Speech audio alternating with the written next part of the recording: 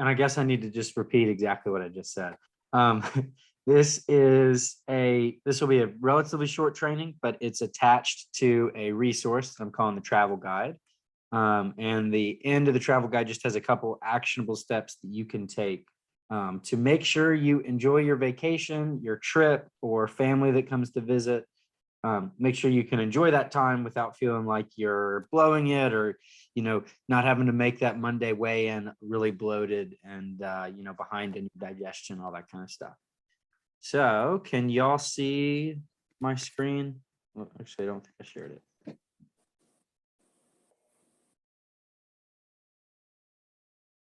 Okay, can we see it now? Yes. Awesome. I'm gonna let Jennifer hop in here for just a second.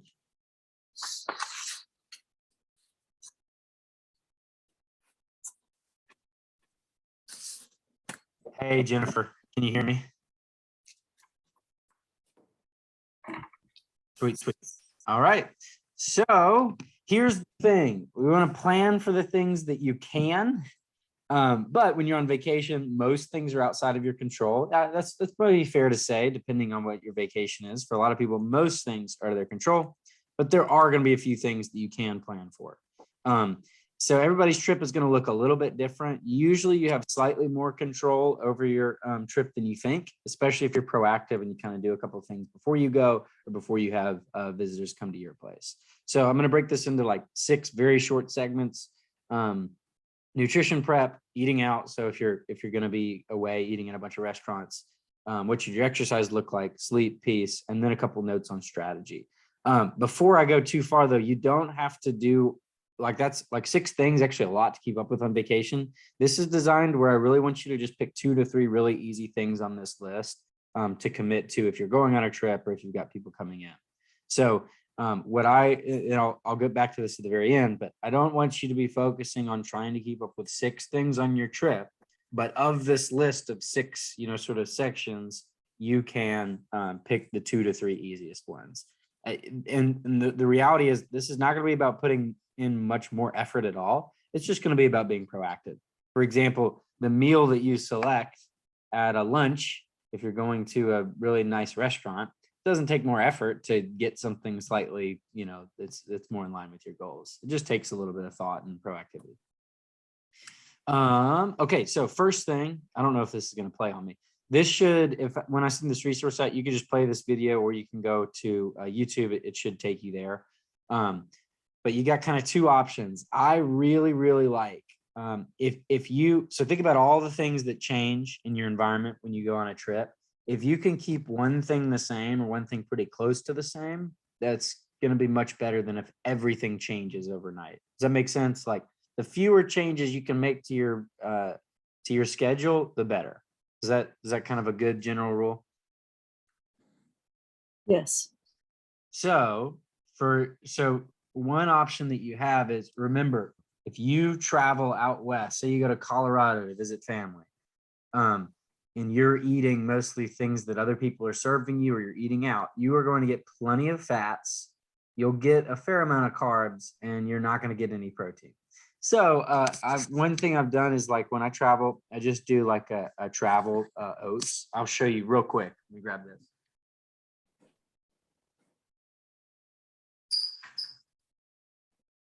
If I just slightly change up an oats recipe, I can pack this in. You could put this in a bag. If you probably not your carry-on, you probably could get away with your carry-on with TSA, but you definitely could check it. I just pack a couple of these in a little Tupperware, like if I'm driving, and I can literally just put some hot water in there, and I've got oats and protein powder in those oats. It's maybe not the tastiest thing ever, but it's worth it. It's worth it to feel pretty good. If you do want to taste your version, has anybody had these? Have y'all seen these before? The Protagonist? No. You're probably going to get a lot of Facebook ads for these now that I've mentioned them to you, or maybe even Google ads. It's basically an oat. It's like an overnight oat, or an oat that you can just pour hot water into, and it's got some kind of protein mixed into it. But they taste really good. They're like $4 to $5 per one. They're kind of expensive. But still a pretty good option. If you try this, you're like, Andrew, that didn't taste good. Well, you can pay the tax and buy the the nicer version. So I've got a link when you go download these. I've got a link to this. This is worth trying. You know, you can get like 5 or 6 of these for like 35 bucks or so, 35 bucks something. And apparently they're really delicious. I actually haven't had them, but I know a couple people that have had them and they're really good. So that's one option, is just keep a really simple breakfast. You could just take this to a hotel, boil some water, maybe throw a banana from their continental breakfast or whatever on it, and you're good to go.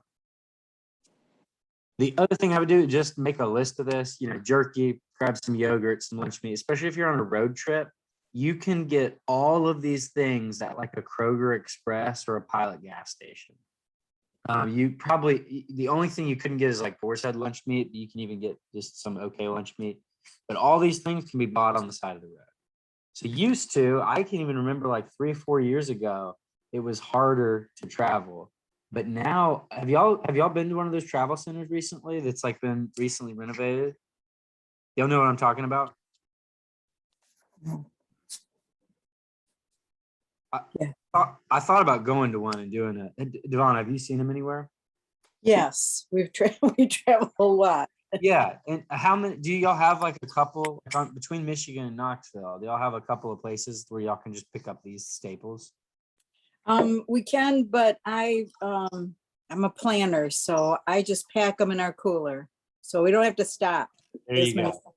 Even better. So Devon, for non-planners like me, we have to stop.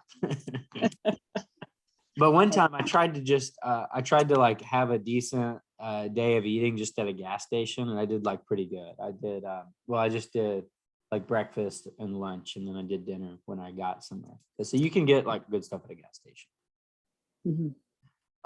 Here's another resource that's really, really helpful. I think I've sent this out a couple of times before, but this is from this is a great resource. It is, I'll just show it to you really quickly. They have like all kinds of like pretty good options, and they have the macros posted for a bunch of different like restaurants like Chick-fil-A and Blaze Pizza, all that kind of stuff. So if you're a planner like Devonna, pull up your route. Like say you're driving from Knoxville to Memphis, just pull up that route.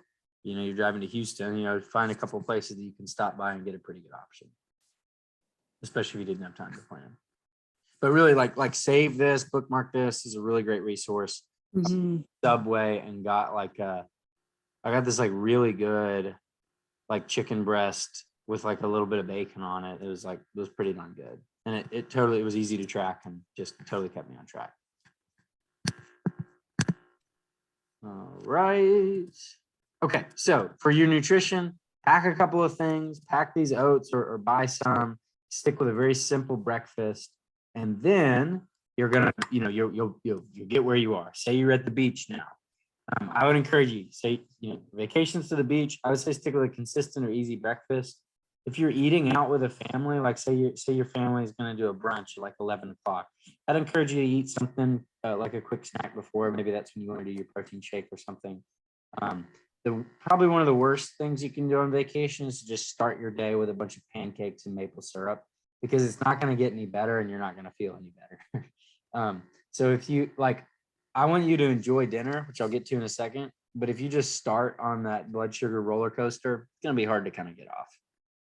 So I tell people like there are better meals to really indulge in than breakfast.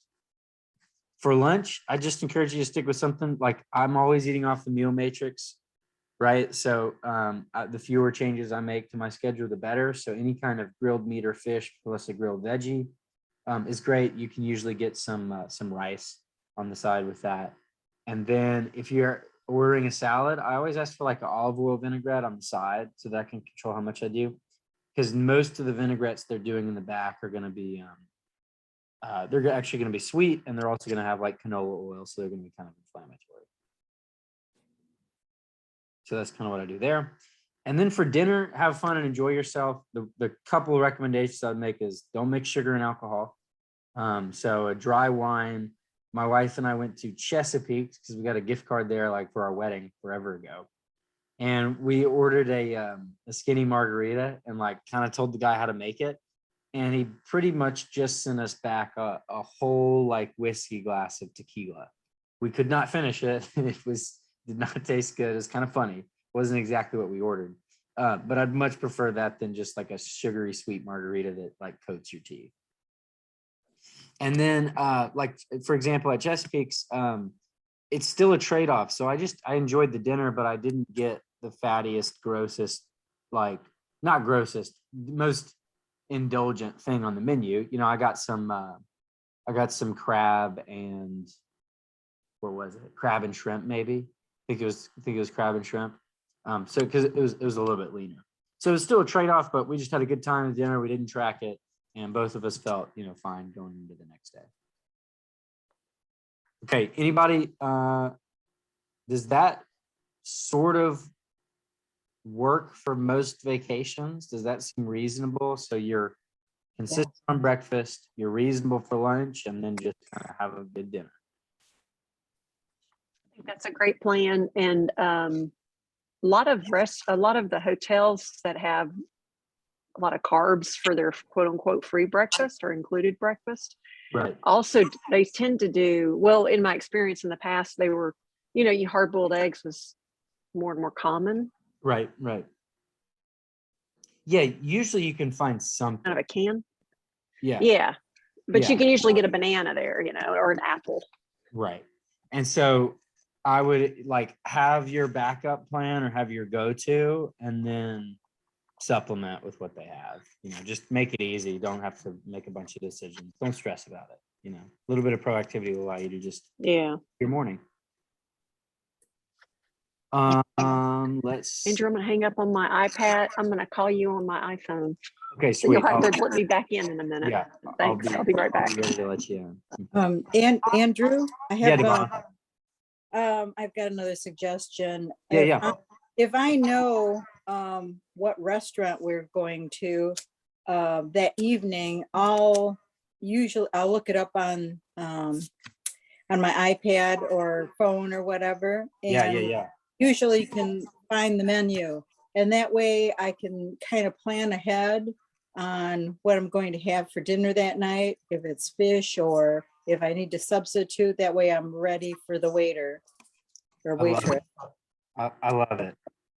That's something that I feel like I used to do more. I used to communicate to clients, do that more. I haven't. I think that's a really big, like people that consistently do that, I think don't stress when they go out. They have a better dining experience. I think that's a really good habit to get into. Right. It's not about being obsessive or freaking out about it. It's just kind of knowing what you're walking into and knowing, you know, we actually, you know what, my wife and I do that more because she's gluten-free. So anytime we're going to a restaurant, we look at it just to see if she has some good options. So I usually just do that automatically. So yeah, that's great. And a lot of times especially if you're with family and you're comparing like what restaurant are we going to, it's usually a debate anyways. So you can kind of make your best case. Yes. Yeah. Exactly. And almost all restaurants, you could ask, hey, can you just grill that for me and put a vegetable on the side without canola? You know, like if it comes to that, like you can almost always do that. Now, I don't think you have to, just depending on what you like. I'm a foodie, so I like to get what the chef is going to give me. So, but. Yep. All right. Thanks, Tamara. Okay. Exercise. Here's a good one. I would encourage you, look, just keep it short, but do it. So I've got one, Heather is at the beach right now. She's all over it. She's killing it. She's doing really well in the gym now. She's going to the beach with her family and she's not going to go into a gym. So we just said, hey, just 2 or 3 times this week, I want you to just do a 10 to 12 minute, just get your heart rate up, do the exercise. But don't do too much longer than that. Don't do a workout that's longer than that, because then you're going to be sitting there in the morning like, can I fit it in? And then you're just not going to do it. But if you know it's just 15 minutes, like you're like, yeah, I can fit that in. You're gonna do it. So the goal isn't the result. Like, I don't care. You don't need to be actively trying to get stronger or losing a bunch of fat on a trip. But the goal is to stick with the process and to just stay consistent. I mean, think about it. If you go on like a 5-day trip to the beach and the day before you're getting ready, Are you going to feel better if you went, are you going to feel worse if you go 6 days without working out at all? I mean, you're going to come Monday, like you're just not going to feel like yourself. I mean, am I right? Is that just me? No, that's true. Yeah. And so again, I don't care that like you followed your program exactly or have you just do it. But you don't need to, make it very accomplishable and just get it done. Sometimes it's not possible. Sometimes I had on here a slide where I took it off, but depending on if you're on like a longer trip, most places there's a local gym that has a deal. So when my wife and I went to Gulfport, Mississippi to be on the beach there for like a little last minute trip, a local gym just had like a free week. And so we just got the free week. That you can either get that, you can, if you're a member at like Planet Fitness, they'll have locations near you, or a lot of times the YMCA will have a good location. So I've made a workout program. You can either this is in the resources as you download this. If you want this in another form, just email it to me. I can put this in your drive. But I recommend you do 3 to 5 rounds, depending on how fit you are, 10 to 15 reps, pick 4 exercises from this list on the right. And so you could do, air squats, push-ups, lunges, and step-ups if you want to really work your legs. Do 3 to 5 rounds and then call it a day. If accessible, like if you go to my wife's on a work trip right now, she sent me a picture of her gym. It was totally depressing. It was just like a couple of inclined bikes, and it was not a very functional gym. But if you got like a treadmill or a cycle, you can either do like an incline walk for about 15 minutes or just kind of a light 15-minute bike ride. So that total would be like 30 minutes max is what's on this page. Very doable, enough to get the endorphins going, enough to move your body, enough to keep yourself, keep your muscles ready.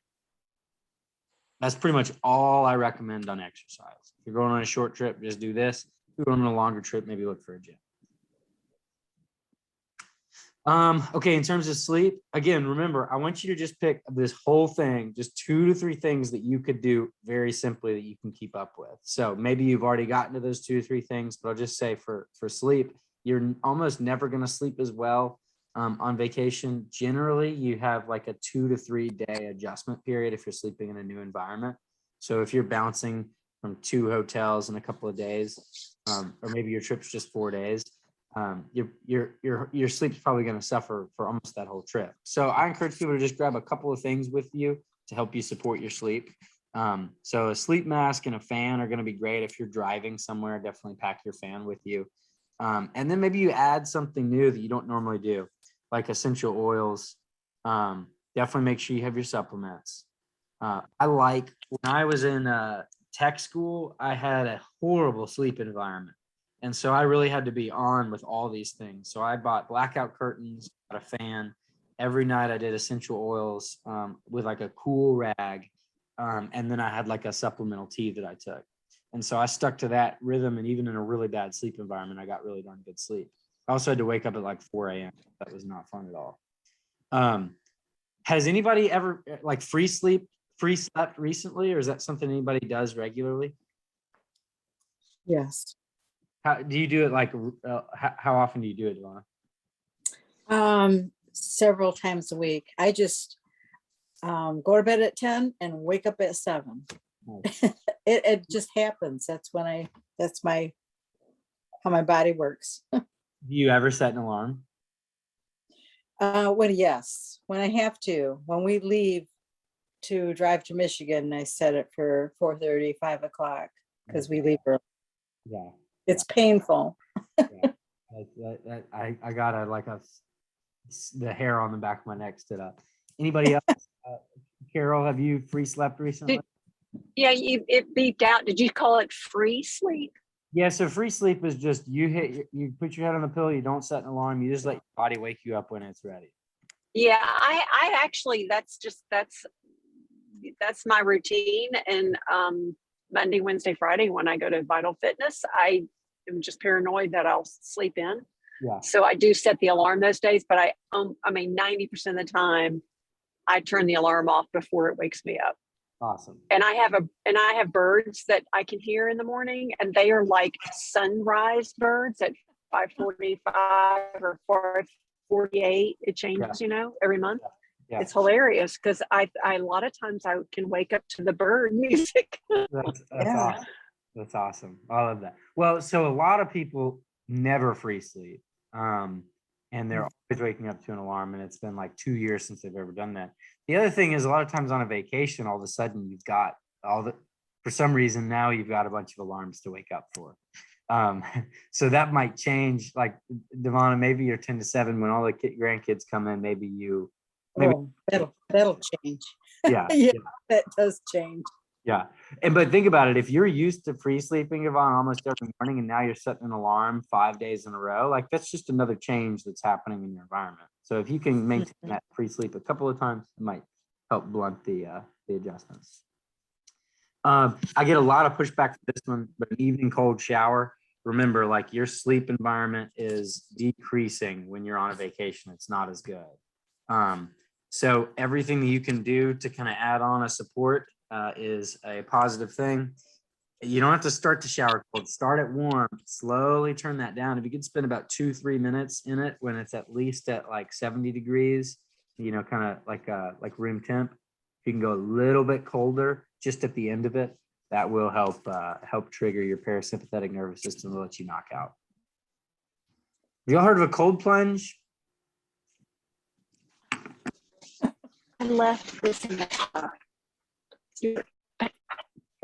Oh, wait, Carol, it's cutting in and out. I'll put in. Sorry. Oh, it's all right.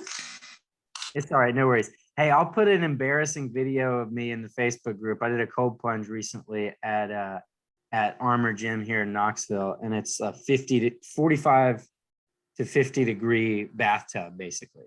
It's really, there's a lot of good effects in your nervous system.